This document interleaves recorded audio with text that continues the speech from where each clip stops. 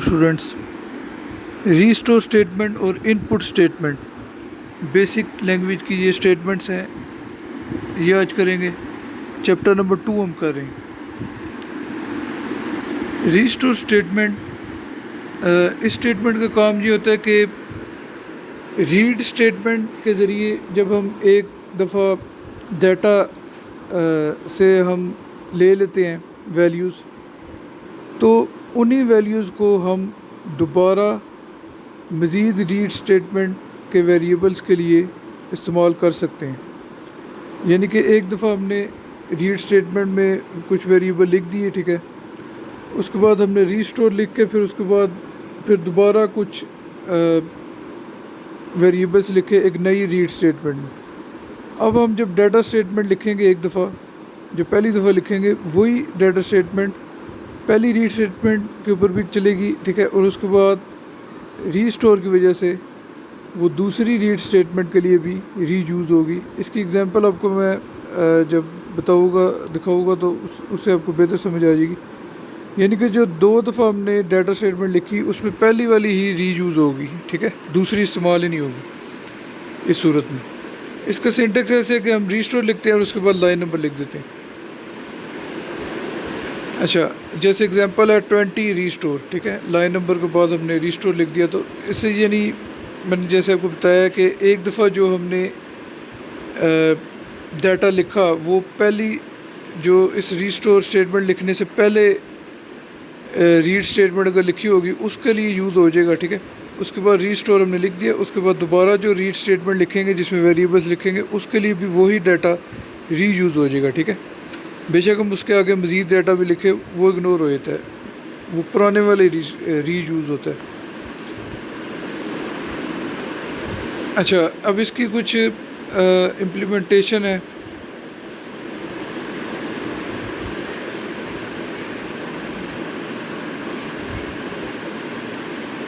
अच्छा, इसमें जो लाइन नंबर है इसमें हमने वो लाइन नंबर बतानी है जिसके ऊपर डाटा स्टेटमेंट मौजूद है, ठीक है, जिसको हमने दोबारा रीयूज़ करना है, ठीक है। यानी कि जो रीस्टोर के बाद जो रीड स्टेटमेंट हमने लिखी हुई है उसके लिए जो डाटा हमने रीयूज़ करना है, ठीक है, उसका लाइन नंबर हमने इस लाइन नंबर के अंदर लिखना है, जो कि मैंने आपको अभी सिंटेक्स में बताया। अच्छा,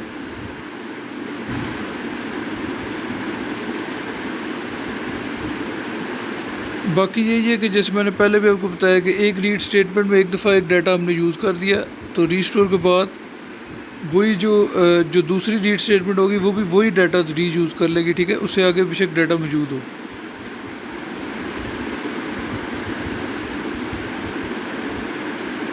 अगर हम लाइन नंबर नहीं लिखते, ठीक है, सिंटेक्स में जैसे लिखा हुआ है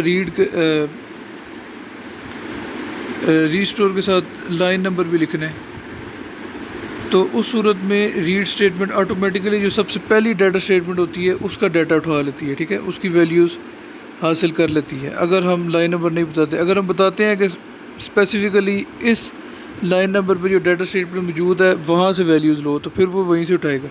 अगर हम नहीं लिखते तो वो प्रोग्राम में जो सबसे पहले डाटा स्टेटमेंट आ रही होगी वहीं से ये रीड कर लेगा वैल्यूज़। रीड डाटा स्टेटमेंट आपको लास्ट टाइम पढ़ाई थी, ठीक है, तो ये उसी से रिलेटेड है। अच्छा, इस पर एक नोट भी दिया हुआ है।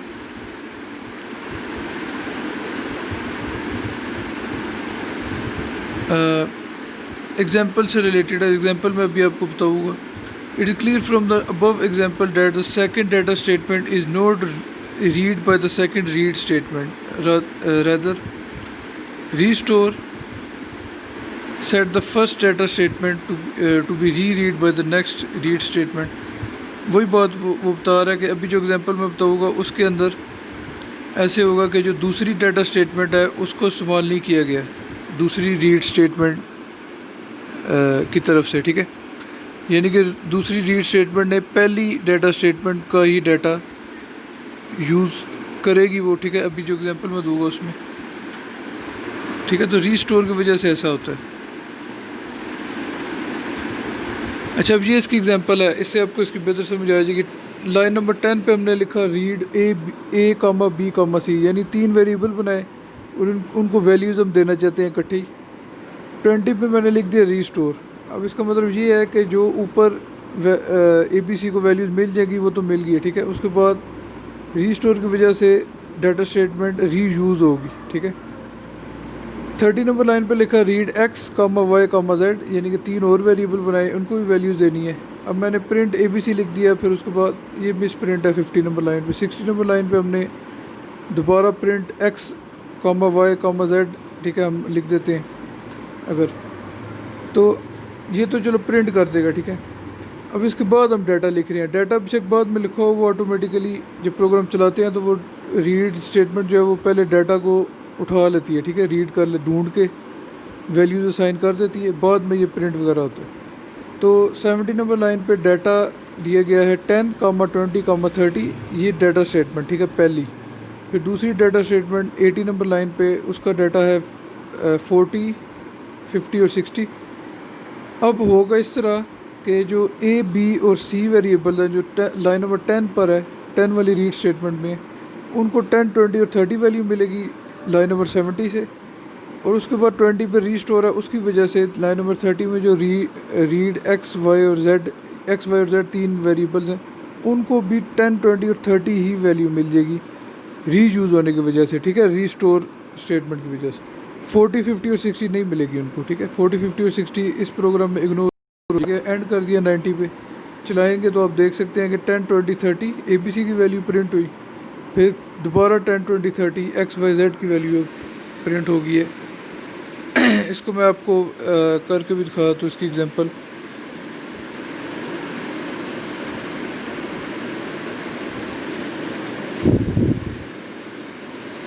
पहले ऑटो करूँगा लाइन नंबर 10 में, ये वही सेम प्रोग्राम ही मैं आपको एक दफ़ा करके दिखा तो, ठीक है। ABC 3 वेरिएबल बनाए, read A comma B comma C, फिर रीस्टोर 20 नंबर लाइन पे 30 पे मैंने लिखा read X comma Y comma Z, ठीक है। 2 रीड स्टेटमेंट्स होगी। 40 पे मैं इनको प्रिंट कर देता हूँ, प्रिंट A B C, और अब मैं प्रिंट कर दूँगा XYZ।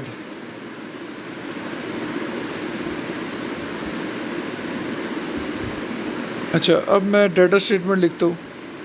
डाटा स्टेटमेंट में मैंने लिखा 10, 20, 30, ठीक है जी। डाटा स्टेटमेंट 10 और 30 दोनों के लिए लगेगी, लाइन नंबर 10 और लाइन नंबर 30 के लिए।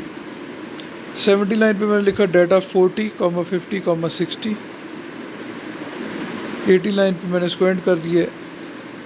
अब मैं इसको रन करके आपको दिखाऊंगा कि ABC और XYZ में सेम वैल्यूज़ आ जाएगी, ठीक है। ये मैं रन किया तो आप देख सकते हैं 10, 20, 30, ठीक है, ABC की वैल्यूज़, और 10, 20, 30 XYZ की भी वैल्यूज़ रीस्टोर की वजह से पहली डाटा स्टेटमेंट ही 2 दफ़ा यूज़ होगी है, यानी कि एक दफ़ा पहले वैसे की थी, एक रीस्टोर की वजह से रीयूज़ होगी। नेक्स्ट टॉपिक है इनपुट स्टेटमेंट। बहुत इंपॉर्टेंट स्टेटमेंट है, ठीक है, बहुत ज़्यादा यूज़ होती रहती है। इनपुट स्टेटमेंट का काम होता है यूज़र से कोई वैल्यू लेना, ठीक है। कोई वेरिएबल है, ठीक है, उसमें हम यूज़र से एक वैल्यू ले लेते हैं, ठीक है।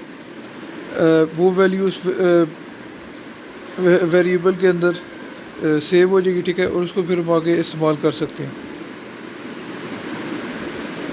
यानी कि ये वैल्यू हम प्रोग्राम को चलाने के बाद लेंगे यूज़र से, ठीक है। जब प्रोग्राम यूज़र चलाएगा तो वो उधर उससे वैल्यू मांगेगा प्रोग्राम, ठीक है। जैसे मिसाल है कि वो यूज़र को कह देगा एंटर योर नेम, ठीक है, यूज़र अपना नाम लिखेगा। अब वो जो नाम लिखेगा वो नाम एक वेरिएबल में स्टोर हो जाएगा, और फिर उसको हम आगे इस्तेमाल कर सकते हैं। हम उसको प्रिंट करके आउटपुट भी कर सकते हैं, ठीक है, जिस तरह यूज़ करना चाहते हैं हम उसको कर सकते हैं। उसके बाद इसका सिंटेक्स मैं आपको बता दूँ। सिंटेक्स इसका ऐसे है कि पहले हमने इनपुट लिखना होता है, उसके बाद सेमीकोलन का साइन आ जाएगा, फिर प्रॉम्प्ट स्ट्रिंग आएगी। प्रॉम्प्ट स्ट्रिंग जो है, यहाँ पे हम कोई भी डाटा, कोई भी स्ट्रिंग लिख सकते हैं, ठीक है, कोई भी चीज़ लिख सकते हैं। जैसे हम मिसाल हम लिख दें एंटर योर नेम, ठीक है, या एंटर एज लिख देते हैं, ठीक है। तो ये प्रॉम्प्ट स्ट्रिंग वाली जगह पे आ जाएगा, ठीक है। इस तरह कोई भी चीज़ हम एक स्ट्रिंग यहाँ पे हम लिख सकते हैं जो कि इनपुट स्टेटमेंट की वैल्यू लेने के साथ प्रोग्राम जो है वो यूज़र को दिखाएगा, ठीक है, कि अपना नाम लिखो या जो भी लिखना है, ठीक है। ये स्ट्रिंग वो साथ ऑटोमेटिकली आउटपुट करेगा, यानी कि यूज़र को दिखाएगा। उसके बाद हमने सेमी कॉलन का साइन डालना है, या फिर कॉलन या फिर कॉमा भी डाल सकते हैं, ठीक है। ये पहली स्टेटमेंट और दूसरी में सिर्फ एक चीज़ का फ़र्क है, एक करैक्टर का। ऊपर सेमी कॉलन लिखा हुआ है इस स्ट्रिंग के बाद, नीचे कॉमा लिखा हुआ है। इसका मतलब ये है कि हम इसके बाद सेमी कॉलन भी डाल सकते हैं या हम खाली कॉमा भी डाल सकते हैं, ठीक है, स्ट्रिंग के बाद। उसके बाद फिर आगे हम वेरिएबल्स लिखेंगे, ठीक है, कॉमा सेपरेटेड, यानी कि एक भी लिख सकते हैं, एक से ज़्यादा भी लिख सकते हैं, जितनी वैल्यूज़ हम यूज़र से लेना चाहते हैं उस लिहाज से हम यहाँ पे लिखेंगे वेरिएबल्स। एग्जांपल इसकी है 10, लाइन नंबर 10, इनपुट स्ट्रिंग मैंने लिखी है एक prompt string, enter your name, ठीक है, कोटेशन मार्क्स के अंदर लिखा मैंने, फिर कॉमा डाला, फिर मैंने लिख दिया एक्स। अब जो भी नाम यूज़र इनपुट करेगा वो नाम उसका एक्स वेरिएबल में जाके स्टोर हो जाएगा। अच्छा, इसकी अब इंटरप्रिटेशन है इनपुट वैल्यू की। अच्छा, प्रॉम्प्ट स्ट्रिंग के अंदर हम जो भी मैसेज लिखते हैं वो स्क्रीन पे एज इट इज़ जो है वो डिस्प्ले हो जाता है, ठीक है, और वो यूज़र को यूज़र से जो हमने इनपुट लेना होता है उसके साथ, ठीक है, वो लिखा हुआ आ जाता है ताकि यूज़र को समझ आ जाए कि इनपुट करना किस चीज़ के बारे में, ठीक है। यानी हम उसको साथ उसके जो है एक स्ट्रिंग दिखा सकते हैं यूज़र को इन्फॉर्मेशन देने के लिए। अच्छा, फिर उसके बाद जो है एक से ज़्यादा वेरिएबल हम एक इनपुट स्टेटमेंट में लिख सकते हैं, ठीक है। जैसे मैंने बताया कॉमा सेपरेटेड हम लिख सकते हैं। अगर हम फ़र्ज़ करें एक रेक्टेंगल का एरिया फाइंड करना चाहते हैं तो लेंथ और विड्थ हमने यूज़र से पूछनी है, हम स्ट्रिंग में लिख देंगे एंटर लेंथ एंड विड्थ, ठीक है। तो आगे फिर दो वेरिएबल हम डाल देंगे, ठीक है। तो जब यूज़र उसको प्रोग्राम को चलाएगा तो वो पहले लेंथ भी डालेगा फिर विड्थ भी डालेगा, ठीक है, दोनों चीज़ें एंटर करेगा। तो इस तरह हम एक से ज़्यादा वेरिएबल्स भी इसमें लिख सकते हैं, ठीक है। तो वो जो भी वैल्यूज़ एंटर करता है यूज़र, वो सारी वैल्यू जाके तो उन वेरिएबल्स को मिल जाती हैं वो वैल्यूज़ जिनके अंदर वो वैल्यूज़ इनपुट कर रहा होता है, ठीक है। यानी कि जिस सीक्वेंस से वो वैल्यूज़ इनपुट करेगा उसी सीक्वेंस से वो वेरिएबल्स को वैल्यूज़ मिल जाएंगी। यानी कि हमने जो वेरिएबल्स में जैसे फ़र्ज़ करें लेंथ इंटू विड्थ में, जैसे मैंने अभी एग्जांपल दी थी, दो वेरिएबल्स हैं लेंथ और विड्थ, उसको बोला कि ये दोनों की वैल्यू डालनी है, पहले लेंथ बाद में विड्थ, ठीक है, ये सीक्वेंस हमने रखा है। तो वो यूज़र को भी पहले लेंथ ही डालनी पड़ेगी, बाद में विड्थ डालनी पड़ेगी, वो आगे पीछे नहीं कर सकता, ठीक है। विड्थ पहले लेंथ बाद में नहीं डाल सकता। तो इसलिए उसको जो सीक्वेंस है उसी के मुताबिक यूज़र को वैल्यूज़ डालनी पड़ती हैं, इनपुट करनी पड़ती है। और इसके लिए हमें प्रॉम्प्ट स्ट्रिंग से, ठीक है, या वैसे किसी भी तरीके से यूज़र को ये बताना पड़ेगा कि पहले ये वैल्यू डालो, फिर ये दूसरी, उसके बाद विड्थ डालो बाद में, ठीक है, जो डालनी है वो डालो। यानी उसको बताना पड़ेगा कि सीक्वेंस ये है, जो वैल्यूज़ तुमने इनपुट करनी है वो इस सीक्वेंस से करोगे, ठीक है। तो ये चीज़ यूज़र को बतानी पड़ती है, फिर उसी सीक्वेंस से उसको वैल्यूज़ डालनी होती है।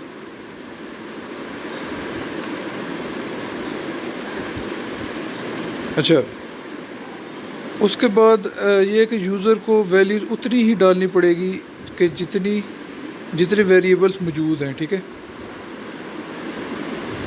ठीक है। उससे ज़्यादा डाटा या उससे कम डाटा यूज़र नहीं डाल सकता। अगर 3 वेरिएबल्स हैं तो 3 ही वैल्यूज़ वो इनपुट प्रोग्राम को चलाने के बाद 3 वैल्यूज़ इनपुट करेगा, ठीक है, 3 वैल्यूज़ लिखेगा। और एक और चीज़ है कि यहाँ पे टाइप है कि टाइप भी सेम होनी चाहिए। अगर जो वेरिएबल्स हमने इनपुट स्टेटमेंट में लिखे हैं अगर वो न्यूमेरिक है, ठीक है, इंटीजर के हैं, तो लाजमी तौर पे यूज़र को भी फिर इंटीजर ही एंटर करने पड़ेंगे, ठीक है। वो उसमें स्ट्रिंग्स नहीं लिख सकता, कुछ और नहीं लिख सकता, ठीक है।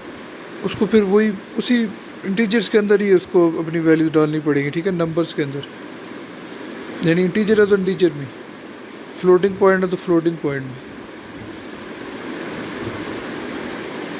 अच्छा,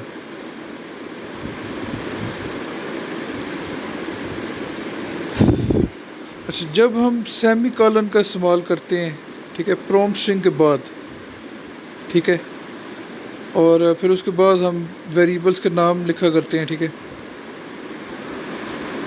उस सूरत में ऐसे होता है कि प्रॉम्प्ट स्ट्रिंग जहाँ पे ख़त्म होती है उसके एंड में एक क्वेश्चन मार्क का साइन आ जाता है, ठीक है, यानी एंटर योर नेम लिखा आएगा स्ट्रिंग, उसके बाद एक क्वेश्चन मार्क आ जाएगा। अगर हमने पहले वाला सिंटेक्स इस्तेमाल किया होगा, क्योंकि दो सिंटेक्स मैंने बताए हैं, पहले में सेमी कॉलन था, दूसरे में कॉमा था। अगर सेमी कॉलन इस्तेमाल करते हैं तो उस सूरत में हमें ये फ़ायदा होता है कि हमारी प्रॉम्प्ट स्ट्रिंग के साथ क्वेश्चन मार्क आता है, यानी एंटर योर नेम साथ क्वेश्चन मार्क भी आ जाएगा, ठीक है।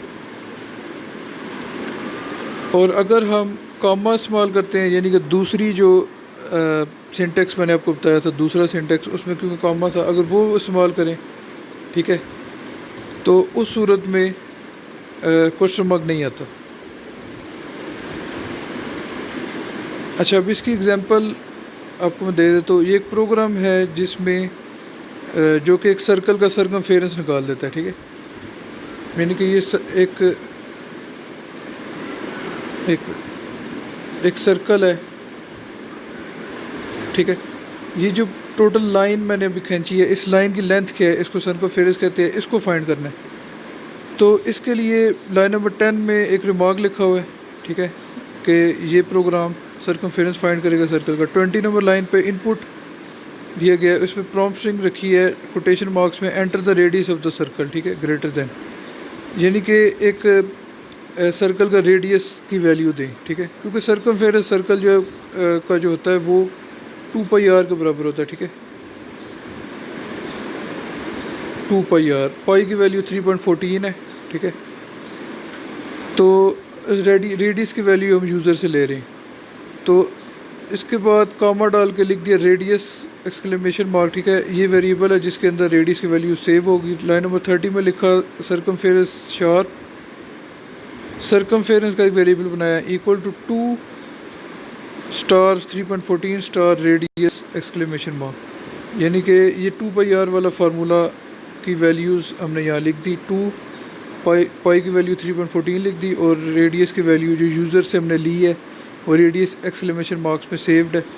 40 पे हमने इसको प्रिंट किया, प्रिंट में हमने लिखा पहले कोटेशन मार्क्स के अंदर लिखा सर्कमफेरेंस इज इक्वल टू, फिर आगे सेमी कॉलन डाल के हमने लिख दिया सर्कमफेरेंस शार्प। तो इससे ये होगा कि सर्कमफेरेंस इज इक्वल टू के बाद उसका आंसर सर्कमफेरेंस का प्रिंट हो जाएगा स्क्रीन पे, आउटपुट हो जाएगा। 50 में इसको एंड कर दिया हमने। जब इसको रन करेंगे तो वो कहेगा enter the radius of the circle, ठीक है, ग्रेटर देन का साइन साथ आ रहा होगा। अब हमने फॉर एग्जांपल लिख दिया 2.7, तो आगे आ जाएगा सर्कमफेरेंस इज इक्वल टू, उसकी जो वैल्यू बनती है 16.96, ठीक है, वो नीचे आगे डिस्प्ले हो जाएगी, ठीक है। ये काफ़ी ज़्यादा पॉइंट के बाद बहुत ज़्यादा इसमें जो है वो नंबर्स हैं, ठीक है, इस शक्ल में ये डिस्प्ले होगी। अब मैं इसकी प्रैक्टिकल एग्जांपल आपको अभी करके दिखाऊंगा।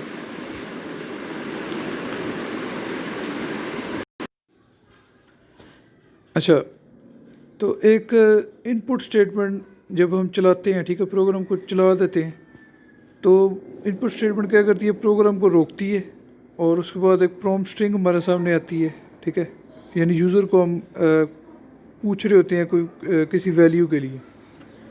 उसके बाद फिर यूज़र अपनी वैल्यू इनपुट करता है।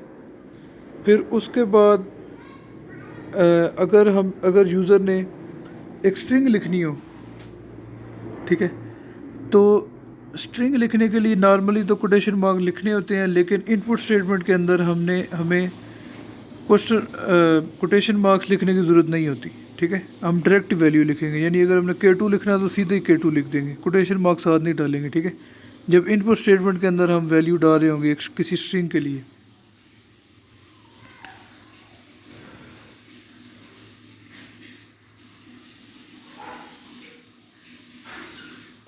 यानी उन वैल्यूज़ के अंदर हम ब्लैंक्स वगैरह भी डाल सकते हैं, ठीक है, स्पेसिस वगैरह डालना चाहे तो वो भी डाल सकते हैं।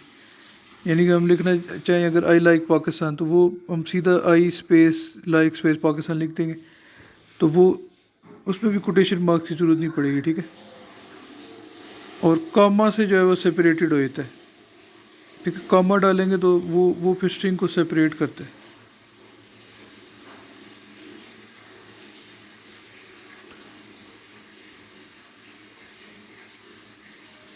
अच्छा, और जब अगर कॉमे डालने हैं, दो स्ट्रिंग डालनी है, तो फिर कोटेशन मार्क डालने चाहिए, और अगर ब्लैंक्स यूज़ करनी है तब भी कोटेशन मार्क डालने चाहिए। नहीं डालेंगे तो वो प्रॉब्लम कर सकता है, ठीक है।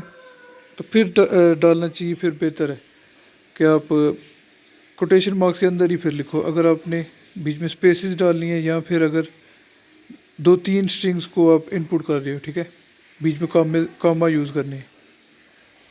अच्छा, इसकी एग्जांपल आपको मैं दिखाता हूँ।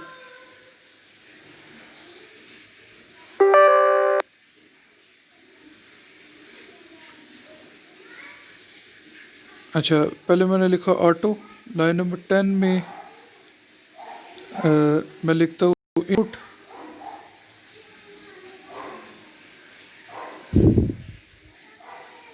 फिर प्रॉम्प्ट स्ट्रिंग लिखूँगा, कोटेशन मार्क्स में मैंने लिखा enter radius.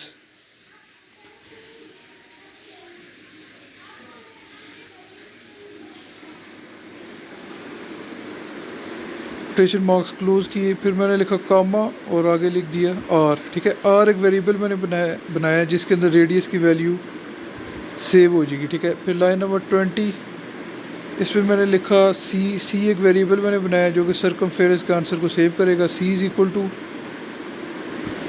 2 star 3.14 star R, ठीक है। स्टार का मतलब मल्टीप्लाई है बेसिक लैंग्वेज में। 30 में मैंने लिख दिया प्रिंट, एक कोटेशन मार्क्स में मैंने पहले एक स्ट्रिंग लिखी circumference is equal to, quotation mark बंद किए, और अब मैंने कॉमा सी लिख दिया, ठीक है, वही जो सी जिसमें आंसर मौजूद है। अब मैंने इसको एंड कर दिए। अब मैं आपको इसको चला के दिखा दें तो F2 के साथ हम इसको रन कर सकते हैं, ठीक है। एंटर रेडियस, मैंने 4 लिख दिया रेडियस, तो सरकमफेरेंस 25.12 आपके सामने आ गया, ठीक है।